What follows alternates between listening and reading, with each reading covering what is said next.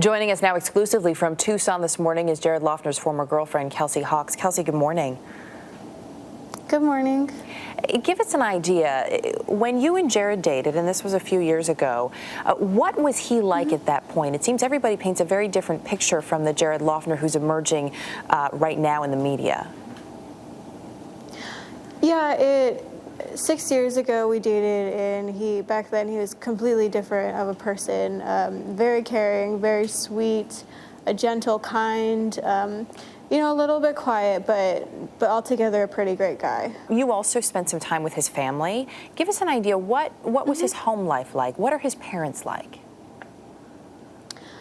From my experience with them, they were actually really great. His mom is a very sweet lady, very kind herself and thoughtful, and his dad, was always very kind to me as well. His parents have understandably not really been seen since this happened, though they did release a statement. There's an article in the Washington Post today which paints a picture of his dad as maybe a little bit more withdrawn, keeping to himself, somewhat standoffish. Did you ever see that?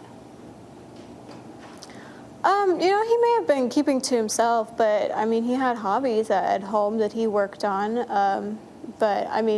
Besides that, I did interact with him, here and there when I would go over to their house, but never anything that drew me as unusual. Did you ever see anything in Jared that gave you pause? Did he ever have any sort of violent tendencies? Absolutely not, no. The Jared that I used to know is completely changed from what the world sees him now as. I would never have ever expected him to become what he has.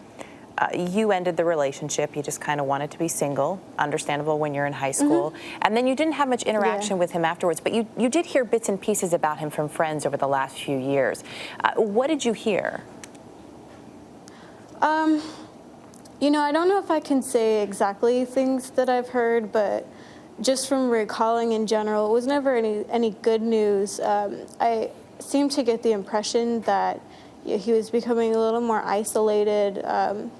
Some involvement in drugs and alcohol I'd heard hints of, but yeah, like I said, never anything good to hear about how he was doing. But I didn't try to get in contact with him after hearing anything, or neither did he with me. So when all this happened, as the details were trickling in on Saturday, the last detail, of course, being the name of the suspect, what did you think about when you heard that news? It was probably one of the more surprising things I've ever heard in my life.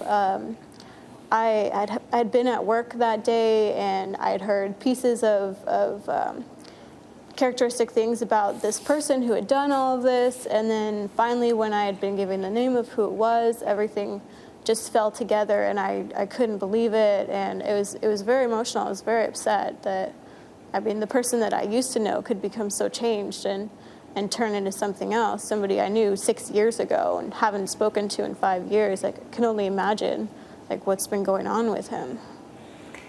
It is a lot to deal with for anyone, and especially for the city of Tucson. Kelsey, thanks for taking the time to speak with us this morning.